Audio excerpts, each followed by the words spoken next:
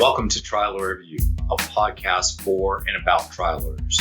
We will tell the stories about trial lawyers who go to battle every day in courtrooms throughout the United States for injury victims. This is about their stories and their practices.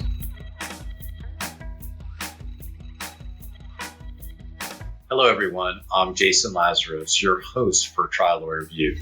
Thank you for tuning in today for another episode. Trial Lawyer Review is brought to you by Synergy Settlement Services. In full disclosure, I'm not a professional podcaster. Instead, my day job is Chief Executive Officer of Synergy Settlement Services. Synergy allows trial lawyers to focus on what they do best by handling the difficult issues that arise at settlement, like troublesome lien resolution issues, Medicare secondary payer compliance, government benefit preservation techniques, and complex settlement planning. Joining me today, I'm Ken Hardison. He's a seasoned trial lawyer and of counsel with Hardison and Cochran in Raleigh, North Carolina. His law practice focuses on representing those who have suffered catastrophic personal injuries. He's been recognized in AAJ's Top 100 Trial Lawyers, 2021 Best Law Firm U.S. News, Mass Tort Trial Lawyers Top 25, $1 Million Advocates Forum, and recognized by Best Lawyers in 2021. He's got over 30 years legal experience and has personally grown and sold 2 seven-figure law firms. He's the author of numerous best-selling books such as Systematic Marketing, Under Promise, Over Deliver, and his latest book, Powerful Online Legal Marketing. And if that's not enough, he's also the founder of Powerful Innovative Legal Marketing and Management Association, known as PILMMA. He is the host of the Grow Your Law Firm podcast and recently had me on as a guest. And I thought he would be a great guest on Trial Lawyer Review to help give his views and thoughts on building law firms and marketing, because he is certainly a recognized guru in that. So welcome, Ken. Oh, thank you very much. So before we get too much into the law side, I know from our past conversation that you're a pretty avid golfer and you love being on the water, that you're an avid fisherman. What is it about those? Is that kind of an escape for you to get away from the rigors of the practice of law in the business world? Yeah, I think the golf side is the competitiveness in me, because it's something I have never mastered, and I don't think I ever will. But I never give up. And the being around the water and fishing is very calming to me. So, yeah, it's one thing about the golf course, too. You know, I usually cut my phone off, so I got like 4 hours where I don't have anybody pinging me, and I can just concentrate on something else. And I do some of my best thinking on the beach. I really do. Some of my best ideas are either in the shower or on the beach.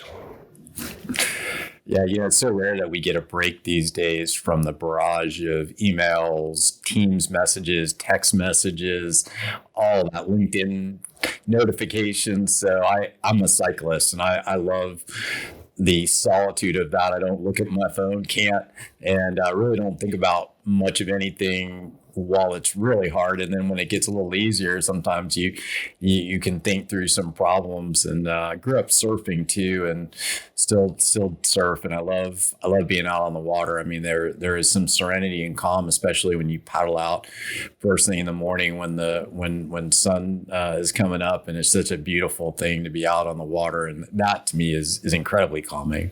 Love that. So curious, what was the single biggest reason for you making the practice of law your career and ultimately becoming a trial lawyer? Okay. Well, I was raised really poor, and I saw my dad got taken advantage of several times. And I've seen other people that just didn't have the money or the know-how and really got taken advantage of by banks and corporations, car dealerships, different things. And I just said, I knew 2 things. I wanted to help people and I wanted to have my own business. I didn't want to work for somebody the rest of my life. And I think that was it. I mean, I think that was the big deal. I told about being a CPA, but I took some courses in college and I said, this is not for me. I mean, I like numbers, but pretty boring work. I mean, I hate to say it, but for me it is anyway. I like a little bit more action going on.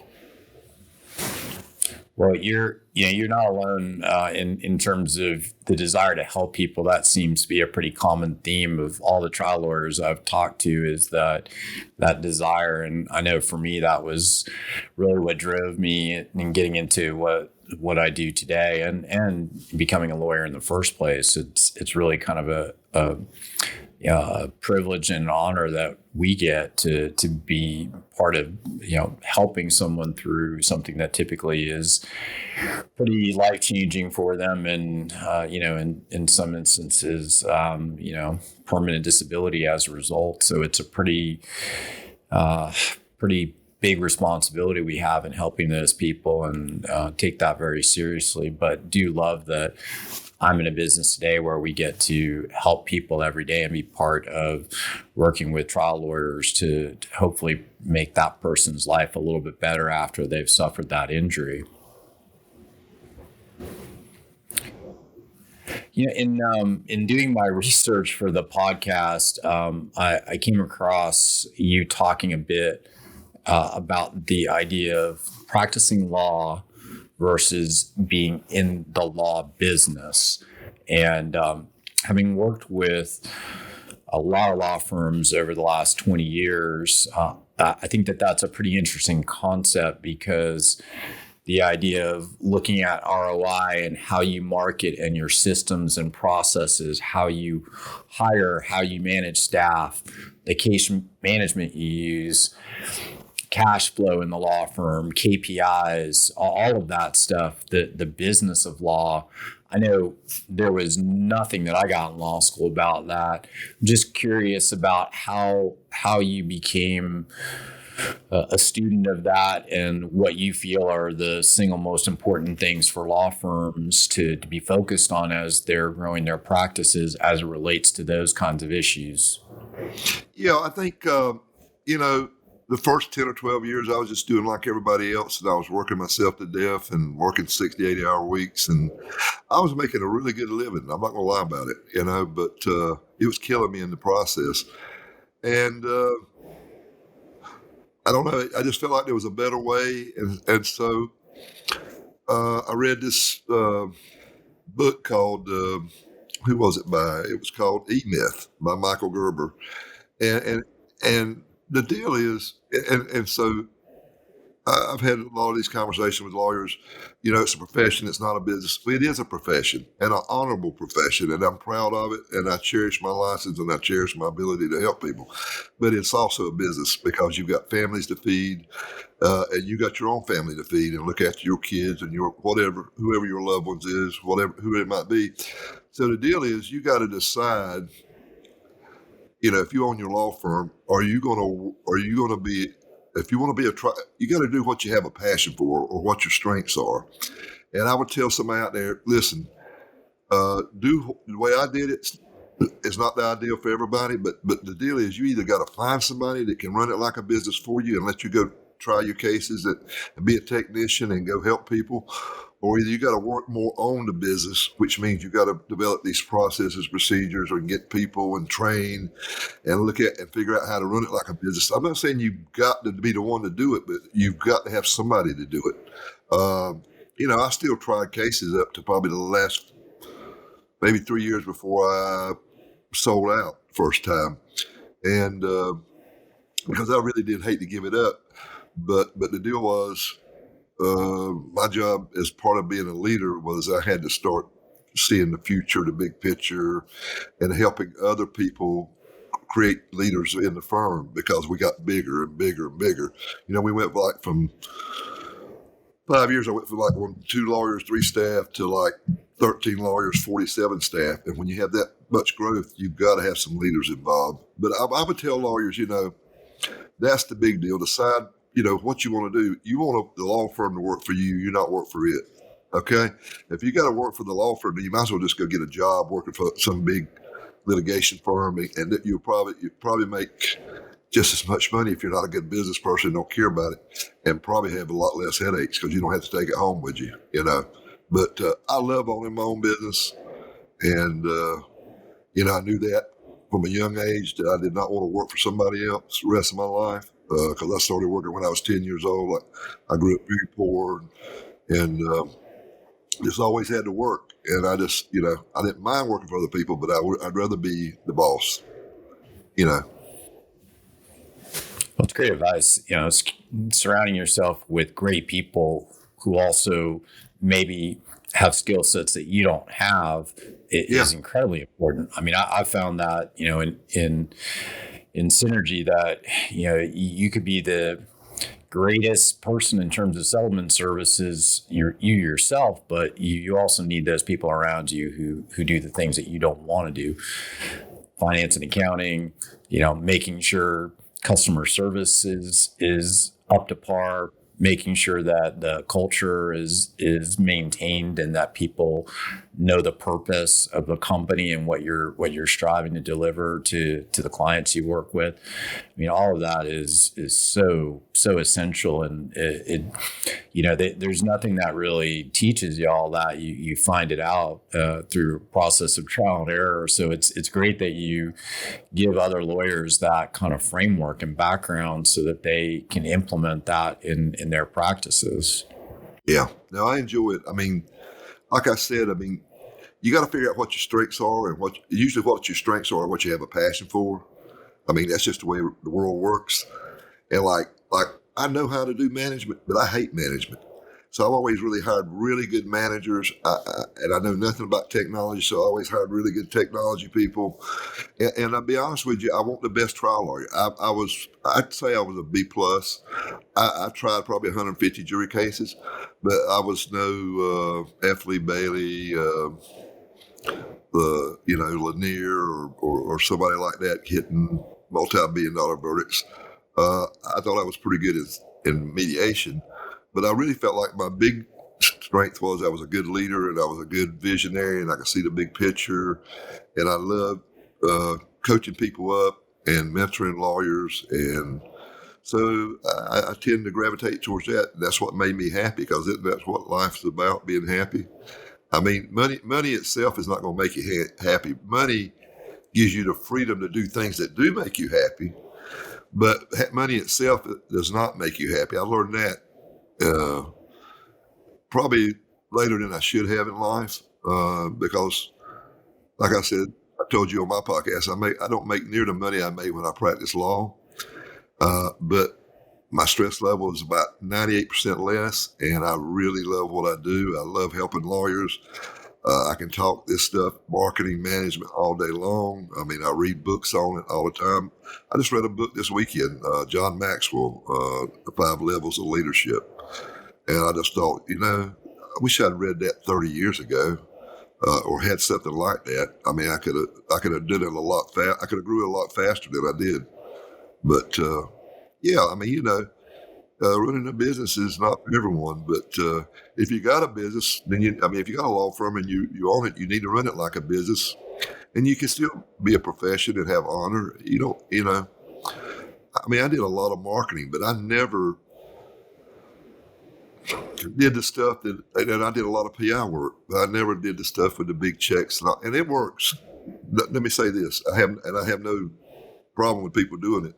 I did more of an educational based marketing because I felt like that got me the type of clients I wanted, which were clients that weren't greedy, but really were more about wanting justice or wanting not to get screwed over. You know what I'm saying? They didn't know. There's like those people I was talking about when I was young.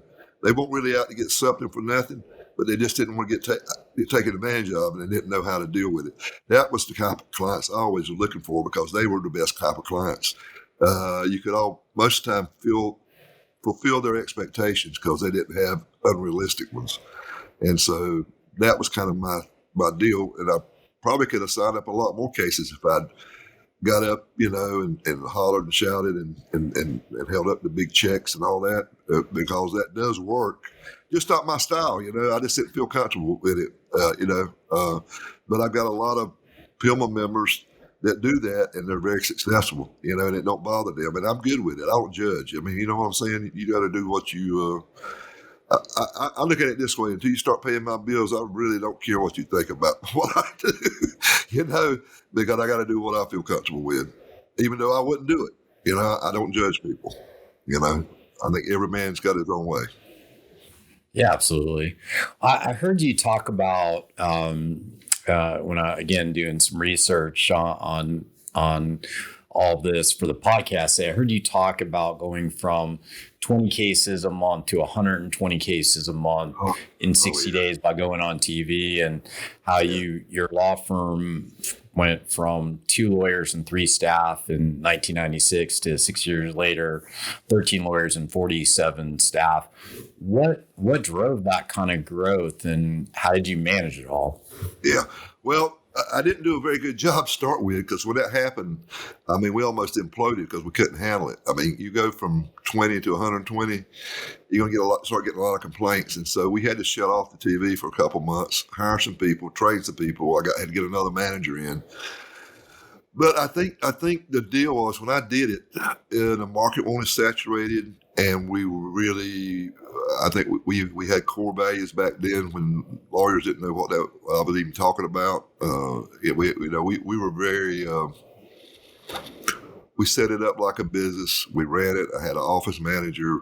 We had systems in place after that first year, because we had to. And so I had the good fortune of bringing in a guy that was retired IBM, Dave Favor, and his.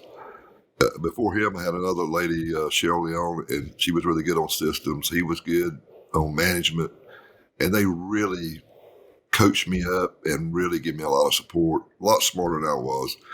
And I think that had a lot to do with it. And then another thing is, I just very, as I said before, very competitive. And I just went for I poured all my money. I just took enough to live, a small salary. I poured all the profits back in it for like 5 years in a row. And so when you do that, I was looking at the big picture. We just had some exponential growth, and we did really good client service. We got a lot of referrals. We did a good quality work. We won a mill, even though we were doing a volume. We treated every case like it was going to trial. Probably my net wasn't as good as some lawyers, because we probably had more staff less clients per staff person and lawyer, and we did a lot, probably extra work up front. But I felt like in the long run, and I think it's what I said, under promise and over deliver in my book, I think it made a difference in the end, that we, even though at the end of it, when I sold it, we were spending $2 million a year on advertising, we were still getting over 40% of our cases from old clients, which is remarkable. It's not remarkable if that's the only way you get your business, but when you're spending $2 million and you still get 40% of your business from referral small clients, that says a lot. Yeah. So you mentioned 2 things I wanted to drill down on a little bit. You mentioned core values, and that sort of strikes a note with me, because our business and culture really is all driven by our corporate values, which are professionalism, respect, integrity, dedication, empathy, which, dealing with who we deal with and what we have to deal with, I always felt like having that strong backbone was really important. I did notice on the PILMMA website that you guys had your core values resuscitated. I've really not seen that too much in a law practice. I'm curious, how you use that in your practice. And you kind of mentioned that sort of fueled your growth to some extent. Yeah. So, I think they're so important, because if you use them the way you're supposed to, that's your non-negotiables. Your core values. And Dave Favor, the guy from IBM, I was saying about, he's taught me this, and I'll never forget it. It's been, 30 years ago. He said, Hitler had core values. I said, hell, I didn't know. I said, he was a beast. He said, no. He was non-negotiable. He believed what he believed, and everything he did surrounded himself for that core value. Even though it might be a bad one, he had one. And so it's whatever yours are. They can be good or bad. ours was, and so what you want to do is you want to hire people that align, their core values align with your firm's, and your firm's going to be your core values, really. I mean, really, because it's like culture, you got it, whether you create it or not. Excuse me. You got a culture, but so I think it's like the guiding light. I mean, if you know what your core values are, anybody in the firm, if they got a decision to make, all they got to do is go back to your core values. Is this align? What my decision needs to align with my core values? And then the people you hire, they need to align with their values. Need to align with your core values. And then it permeates everything you do from the opening of the file to the client service to the closing the file to how you settle the case, how you try the case, the client service. I mean, yeah, I had it in both of my law firms that I started. And, client service was a big one. I mean, we had one that said, I had one that says, we live by the golden rule. We treat people the way we want to be treated. I mean, that was my first one, in my first law firm. PILMMA's a little different. I actually had help with those from our staff. I wanted them to be involved in it. And so we did a retreat and worked on that and worked out good. So, drilling down again on what you were talking about the growth, and you're spending a lot of money on advertising, and I'm assuming it was part of a broader marketing effort. I know from what you said, you sold the law firm in 2010, and that you were doing a lot of different things, and some cost a lot of money, some didn't cost a lot of money. What did you figure out were the top 3 most effective marketing strategies from that experience, and how would that help other law firms that are trying to scale up? Yeah. So most lawyers can't afford TV, and I tell most of my people that come to me, you can't get in the top 3 in your market, don't spend the money. So that's always going to be number one, for at least for the foreseeable future, even though it's getting saturated. Internet, I would say, would be number one. Number 2 would be getting referrals from past clients. And there's so many things you can do to do that. I've taught whole webinars on nothing but just how to get referrals from clients, how to get referrals from doctors, how to get referrals from other lawyers. I mean, there's 3 different ways to get referrals. I found that the ones from your past clients I like the best because you don't have to pay a referral fee, and they're not expecting quid pro quo like the doctors are, which is unethical and you can't do anyway. You're not supposed to. And you don't have to share your fee with them. And, and then I guess, TV, internet, and then referrals. And the internet's got 4 or 5 facets. You got LSA ads, which most lawyers don't even know about yet, but local service ads. You got the Google, the maps, which is the Google local. You got the PPP, pay-per-click, and then you got SEO. So you've got, 4 or 5 different ways to get on there, and that's just with Google. That's not talking about Bing or Yahoo or the other ones. And then 4th, if you take out TV, I would say videos mixed in with social media.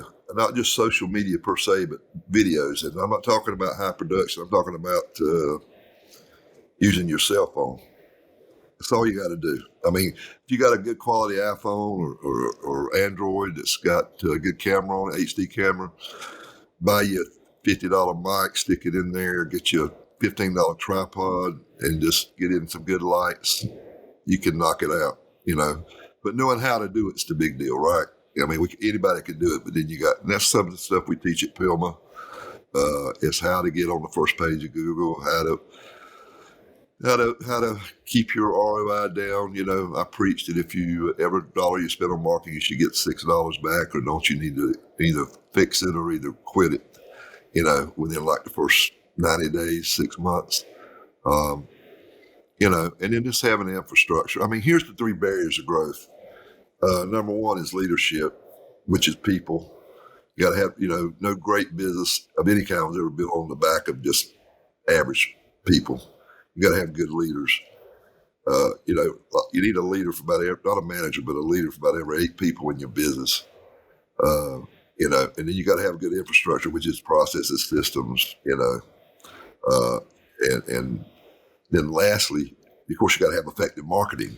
And that's where most lawyers really fail, because they just throw something out there, think people are going to come, and that's not the truth. You've got to stand out from the competition. You got to figure out what it is. You got to answer 2 questions. The first question is, do I need a lawyer? The second question is, why should I pick you over all the other law firms out there?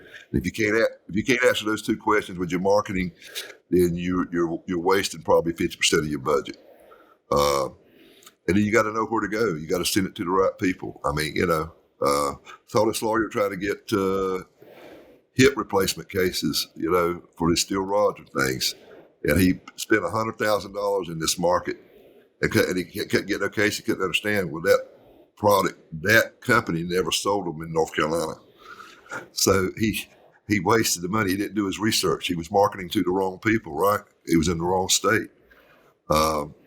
Same thing. I mean, if you plan to get a bunch of workers' comp cases, I don't think you're going to get it at the country club. You're going to have to go. You have to be going to where the people are that work in the factories, and put your message to where they go, where they eat, where they eat, what radio they listen to, what TV programs they watch, what do they read, what kind of social media do they look at, depends on what age you're going from, you really got to look at who your ideal client is, and then figure out how can I get my message in front of that person, and then answer those 2 questions, And then you got to do a great job once you get the case, And then the last thing is what 90% of lawyers forget is, and I think that's why we were so effective in growing so fast, is people are so worried about trying to convince people that don't know them to hire them that they forget about getting referrals from the people that know them, like them, love them, and trust them. And creating systems and processes to get those people to refer you new cases, because referrals, what I've found over the years, are the better cases, and the people that are referred to you, you don't have to sell them or you don't have to convince them anything. They've already been sold by whoever referred them. And that's in any business. That's just not legal. That's somebody refers a lawyer to you to do your work. It's easy. It's just a matter. All they want to know is how much it costs and when can we start. But if they're coming in cold off a website or off a direct mail piece, they got 100,000 questions, and I would think, I don't know, but I would think that's the way it would be. But yeah. I mean, for us, for sure, having another trial lawyer say, hey, you're having a problem with an ERISA lien, then you need to call Synergy. They did a great job for me. That's obviously for us the number one way that we derive business, is that word of mouth marketing from someone that's worked with us, and testimonials and all that good stuff. And I'm a pretty avid student of the marketing side and heavily involved with our brand. So I mean, we've talked a little bit already about the marketing stuff, and I know you're kind of referred to as a millionaire maker in terms of helping law firms double, triple what they are doing through PILMMA. Can you talk, because we really haven't talked about this, what is PILMMA, just so that the listeners understand better what that is? Well, it's basically a organization, association. Used to be personal injury, and then we had other lawyers come in. I changed it. I'm thinking about changing it back to Personal Injury Legal Marketing and Management Association. But so basically, we just, I mean, our tagline is we help grow law firms, and we do it through educational. And so we have a monthly magazine that goes out to each member. We have a listserv where people get on there and talk to each other and ask about vendors, to say, how about Synergy? Anybody use Synergy? I've got this sling stuff, or they refer cases to each other.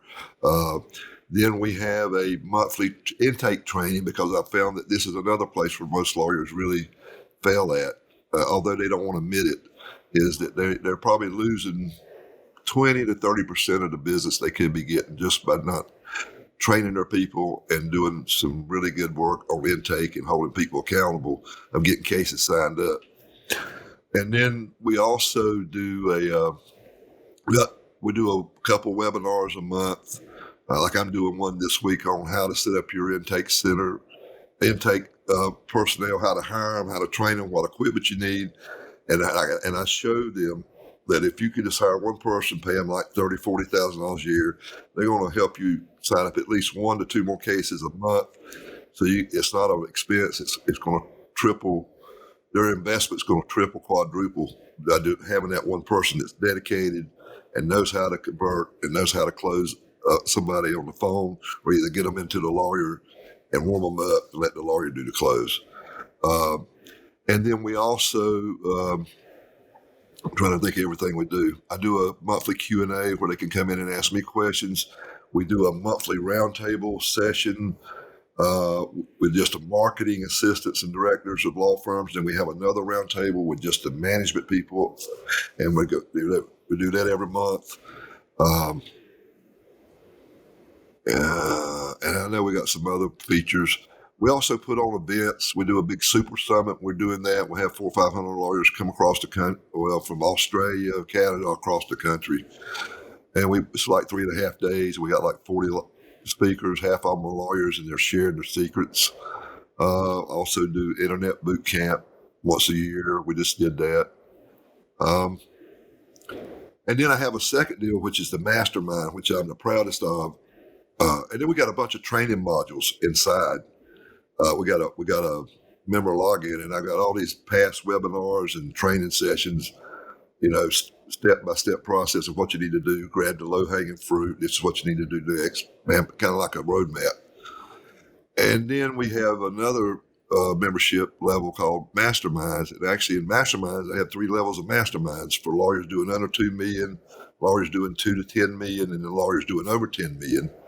Because believe it or not, even the guys that are doing over 10 million, they still want to get bigger. And plus they got a lot of different problems than the lawyers that are doing 0 to 2 million. They got a lot more management problems, much more. If they're doing over 10 million, they figured out how to market usually. They just don't know how to handle, hiring, firing, managing, KPIs, how can I get, you would think that the your margins would go up. But really, when you get bigger, they can go down because of the complexity and waste, and not having things streamlined. So, that's my favorite one. And that one, we meet, have roundtables in live every 3 or 4 months. And then we have monthly Zoom meetings. I bring in speakers. I do some teachings. It's and then they get all the other regular PILMMA membership deals, and we Sounds like it's a lot of thought leadership, business development, just targeted and marketing targeted at law firms. I'm curious because you talked about something that I was going to ask you about, which were the top 3 things that hinder law firms from growing. But maybe we flip that around. What are 3 things that law firms probably aren't doing today that can help them grow? Okay. Well, number 1 is getting the right message, and then number 2 is everybody. I don't do it now. I used to do a lot of consulting, like fly out to somebody's law firm, spend 2 or 3 days, and do But every law firm I ever went to, I would do like 4 or 5 ghost calls where I would record. I would get somebody to call or record that like a potential new client. And every law firm I ever went to in the last 10 years, nobody got over 3 out of 5 of them right. So that's telling me, in 10 years, 60% was the best they did. And I let them listen. And they said, we sign up every case we want. And I let them listen to their staff, and they would get physically sick. And that's why we do the monthly intake trainings. Now I got this lady, she called her the phone sales doctor, Chris Mullen. Me and her wrote a book together. That's another one of our books on how to convert new callers into clients. And I wrote a book with her. I thought she was so good, and she does our training because I think she's probably better at it than I am. But there's always leakage. That's where I can always go in there and make lawyers more money just by tweaking that, showing them how to train them, and and holding them accountable and role playing and just different things for different law firms. And then probably the third thing is really if they would hire the right people instead of just being reactionary, be more proactive and take your time hiring people and really try to get A players. And that's a big challenge right now because nobody wants to work. But if you can find an A or A plus player, even if you got to pay them 50% more than the going market, hire them because here's the deal. They're going to work put out three times more work than the average B player. And so even though, you see what I'm saying? So you can pay 1.5 times, but you'll get 3 times as much. So you're still great ROI. And this is not me just thinking this. Studies have been done on this. I'm also a certified scaling up coach with Vern Harnish, scaling up and the Rockefeller habits. And they've done studies. I mean, he preaches this, and what the cost of a bad hire can be. And then when you get them, you gotta keep them and doing the things. I don't have time today to talk about it, but there's a lot of things you can do to keep them. I will say this: money's not the number one reason people quit. Not feeling appreciated and not being affirmed. The top two, and then along with they hate their boss. Their immediate boss is an ass, basically. Whoever it might be. So yeah, I mean, but there's ways to do that. I mean, there's books and books and books on and you want team players, I would suggest everybody out there read the 5 Dysfunctions of a Team by Pat Lencioni. Yeah, Lencioni's great. Yeah, I would really put that. That's an eye-opening book, and I get all my staff to read it too. I really would. Yeah, Ideal Team Player is an excellent book, and I'm very heavily involved in our culture here because, again, being a mission-based business, I want to make sure that we are finding people that are passionate about helping other people because that's what we do. And like you've talked about, all those things you've talked about, creating systems to support people so that they, find Synergy to be the best place to work, make it, it's still work, right? So, obviously that just doesn't go away, but, making sure that people have what they need, get the support they need, get the recognition that they need and crave are important aspects to me of making sure that we provide for our immediate family as much as we provide for, all those that we serve, because first people we serve are all the team members here. And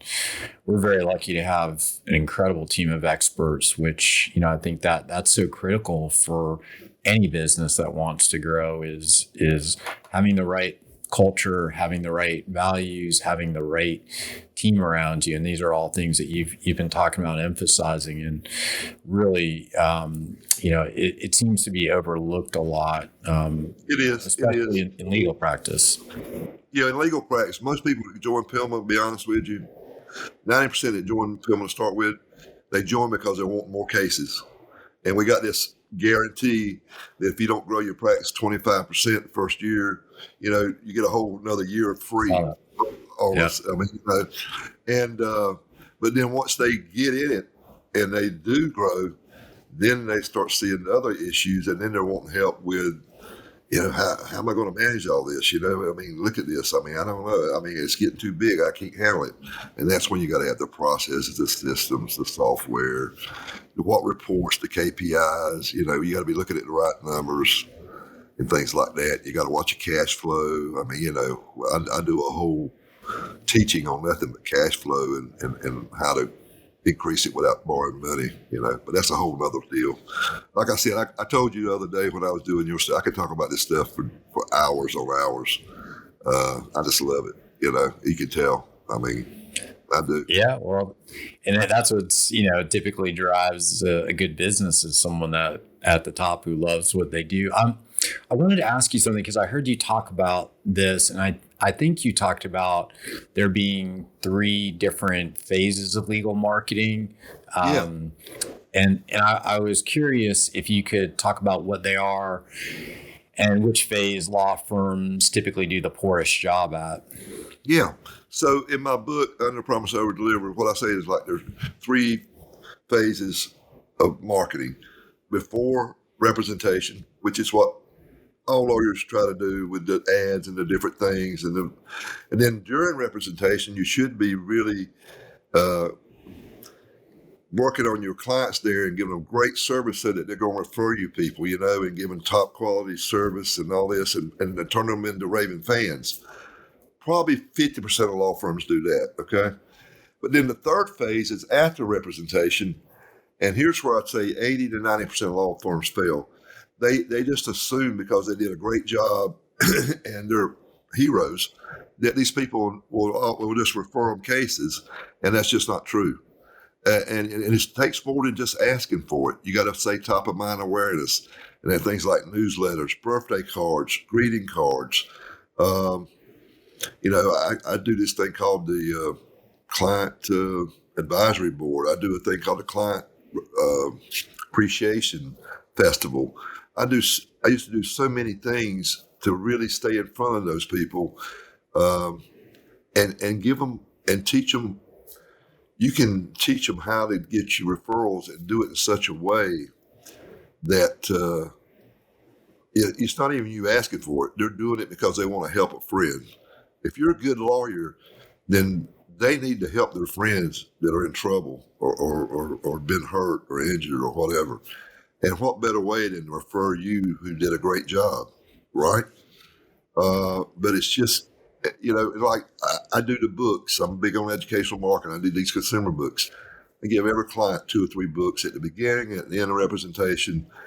You see somebody that's been hurt or injured, give them this book and tell them, this is a lawyer I use. You might want to give them a call. That's a great way. That's an icebreaker. It makes it so easy, right? But that's where I see most lawyers, I think it's the ego or it's just laziness. I'm not sure. But that's where they're losing a lot of business they could be getting. And but people don't remember. I mean, they don't. It's too fast. I mean, they might remember what you look like. They might remember where your office is. But if you moved offices, they ain't going to remember. I mean, it's very seldom. I mean, maybe 20% do, but 80% don't. They just don't.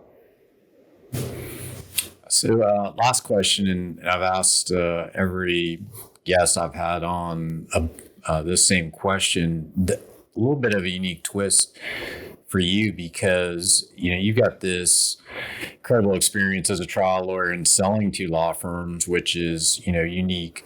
But then you've also worked with a ton of successful law firms through PILMMA.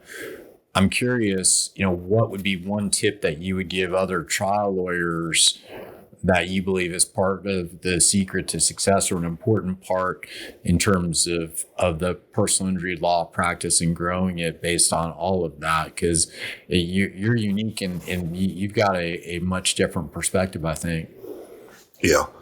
Well, there's 2 things. I know you asked for one, but I'm going to give you 2 because one of them is really more related just to trial and the other was related really to the business. But, my big deal was I had this sign hanging over those who fail to prepare to fail. So my big deal was we look at every case like it's going to trial and work it up like that. And I think you'll be very successful in because the best trial lawyers I say, they know their case better than anybody else. The defense lawyer, the judge, the jury, they know it better than anybody else. And how do you do that? Preparation. That's it. But the other thing is the key to success in any business is focus and discipline. Focus at one thing at a time and have the discipline not to get carried off or distracted, stay focused, and carry it through. I mean, that's increasingly difficult with the barrage of stuff that we get every day, but it is incredibly important, as you said, to have that be part of your skill set if you're going to run a successful business. Well, think about it this way. I'll leave you on this note. I'd rather have one good idea that gets implemented than 20 damn good ideas that nothing ever happened. Does that make sense? Amen. Yeah, you're preaching to the choir. That is absolutely, positively incredible advice to anybody, because it really is. There's so many things you could do, but what matters is what you actually do and what you actually implement in your business, whether it's the practice of law or a company like ours. So, well, I'm sure that people that listen to this or watch it are going to want to get in touch with you to get some of this wisdom. How's the best way to get in touch with you? Just info at PILMMA.org. It's PILMMA.org. That's really the best way to get up with me. Find out more about PILMMA. Like I said, as I told you, everything I do is a 100% guarantee, because I just don't believe in taking people's money unless I can help them. I mean, I'm just really... So people call me crazy, but it works for me. You know what I'm saying? And I think there's so many vendors out there hitting lawyers up all the time, and they want them to sign long-term contracts, and they promise them the moon, but they won't put a guarantee behind it. And that's why I said, I'll put a guarantee behind it. I don't. Why not? Because I don't want no bad publicity. Because it could even be their fault, but it don't matter, right? Because the client's always right. So I'm good with it. Yeah. I'm good with it. I mean, I'm good. Yeah, with it. we're the same. We don't charge a fee, for example, on our lien resolution unless we get a reduction. We want to be additive. We want to make that person's life better. We certainly don't want to be a cost or expense on a file when really we can help that person net out more dollars. So I completely buy into that methodology and ideology. Well, Ken, thanks for being a guest. We'll link to PILMMA in the show notes, and hopefully people can reach out to you through that through the website or through the info email address, and again get some of that wisdom. Thanks again for being a guest today, and we'll see everybody on the next episode of Trial Lawyer Review. All right, thank you so much. Appreciate it. Thanks for tuning in to Trial Lawyer Review. You can find more at triallawyerreview.com and look for more episodes and more content coming in the future.